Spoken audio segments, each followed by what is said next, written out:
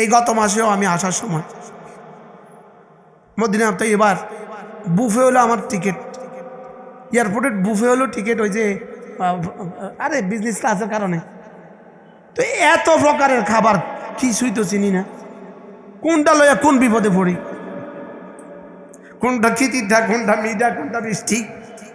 কিছু কিছু মানুষ বেচারা কয় টিকিট যখন পাইছি এত দামি টিকিট, তো এত সব লইছে মুখে লয়ে কক থু। তো আমি তো বেচারা কিছু বুঝি না, তো আমি দেখছি এটার মধ্যে এটা মুরগি, ওটা ওট, ওটা খাসি, চলো এটা তো চিনছি, এটা একটু লয়ে খেয়ে। সারা পৃথিবীর সমস্ত খাবার হলো চারটা, কয়টা? এবার দেখেন মায়ের পেটের আগে কি ছিল? না, মায়ের পেটের আগে কোনো খানা। এবার মায়ের পেটে রক্ত, মায়ের পেট থেকে আসার পরে লাবানান খালিসান সাইগা, দুধ। এবার 2 বছরের পরে চারটা কি কি? পানি, দুধ, গরু ছাগল মুরগি, আর কি? আরে ধান গম ইত্যাদি। এরপরে মৌতের সঙ্গে সঙ্গে খাবার সম্পূর্ণ বন্ধ, সম্পূর্ণ বন্ধ। কবর, হাসর, মিজান, ফুলসিরাত, এই সময়টুকুতে আর কারোর জন্য কোনো খাবার নাই। না বেঈমানের জন্য আছে, না ইমানদারের জন্য আছে। এখানে কোনো কি নাই বলেন? কবরে কি নাই বলেন? খানা নাই। কোন কবরে কি নাই? হাসরে কি নাই? নাই। এরপরে ফয়সালা হয়ে গেছে জান্নাতীদের, আর ফয়সালা হয়ে গেছে মুআযাল্লাহ জাহান্নামীদের। জাহান্নামীদের খানা জীবনের জন্য শেষ। ইল্লা মিন দারিয়া লা ইউসমিন ওয়া লা ইউগনি মিন জু। আর এর বিপরীতে জান্নাতীদের জন্য ফয়সালা হয়ে গেছে, এখন থেকে যা চাও তা খাইবা। এবার খাবারের উৎস কি? উৎস এবার খাবারের উৎস, এবার জান্নাতে খাবারের উৎস। মায়ের পেটে খাবারের উৎস কি ছিল ভাই? উৎস শব্দ বুঝতেছো তো না? উৎপত্তি স্থল। মায়ের পেটে খাবারের উৎস কি ছিল? মায়ের কোলে খাবারের উৎস কি ছিল? দুধ। এবার দুনিয়ার পেটে খাবারের উৎস কি ছিল? 4টা। এবার জান্নাতে খাবারের উৎস কি শুনবেন? আপনার নাম কি? সাবের ভাই, শুনবেন? এটা শুনতে হলে তো এই মাদ্রাসাত $1000 করে জমা দিয়ে তারপর শুনতে হয়।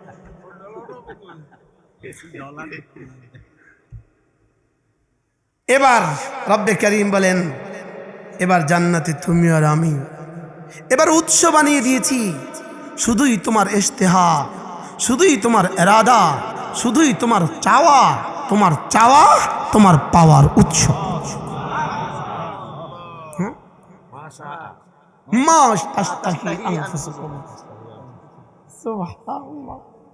এবার উৎস কি? তোমার চাওয়া। সুবহানাল্লাহ বলে না? এবার উৎস কি? ফিহা মা তাশতাহি আনফুসুকুম ওয়া লাকুম ফিহা মা তাদউন। এবার তুমি যা চাইবা সব দিব।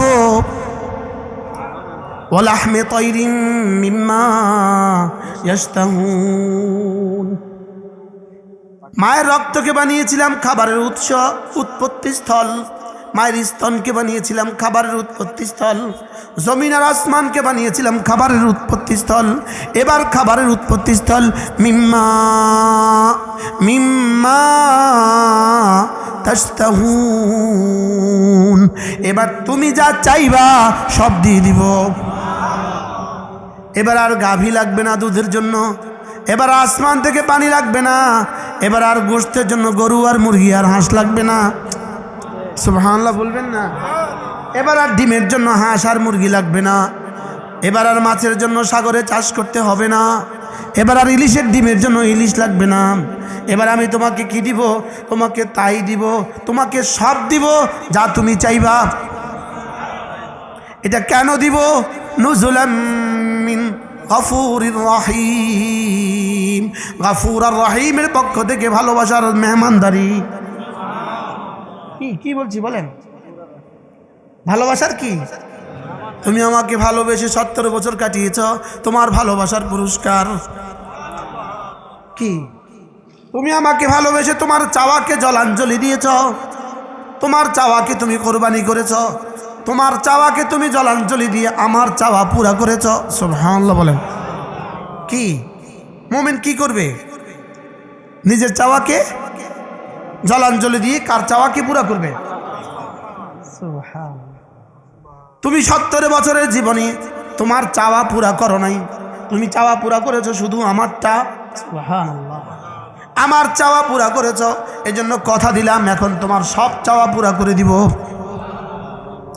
তাহলে ইহুদিও আমার চাওয়া পুরা করে নাই, নাসারা আমার চাওয়া পুরা করে নাই, হিন্দুরা আমার চাওয়া পুরা করে নাই, বেঈমান আমার চাওয়া পুরা করে নাই, বেনামাজি আমার চাওয়া পুরা করে নাই, বেরোজগারি আমার চাওয়া পুরা করে নাই, বেপর্দা আমার চাওয়া পুরা করে নাই, কোনো জালেমরা আমার চাওয়া পুরা করে নাই।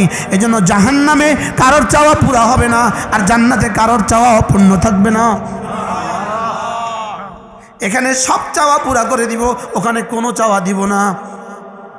فأما من خاف مقام ربه ونهى النفس عن الهوى فإن الجنة هي المأوى।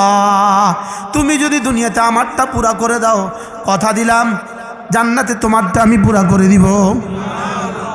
তাহলে মায়ের রক্ত এটা যদি আমার জীবনের জন্য সত্য হয়, মায়ের স্তন থেকে দুধ এটা যদি আমার জীবনের জন্য সত্য হয়, এবার দুনিয়াতে 4 উৎস, এর বাইরে পৃথিবীতে কোনো খাবার সংগ্রহের কোনো ব্যবস্থা নাই। হয় গাছ থেকে করবা, না হয় জানোয়ার থেকে করবা, অথবা পানি থেকে করবা, অথবা দুধ থেকে করবা।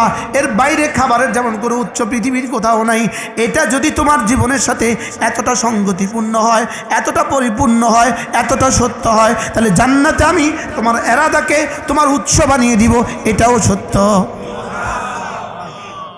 এটাও কি পরিমাণ সত্য হবে। সুবহানাল্লাহ। ওয়াবিল হাক্কি আনজালনাহু ওয়াবিল হাক্কি নাযাল, ওয়াবিল হাক্কি আনজালনাহু ওয়াবিল হাক্কি নাযাল।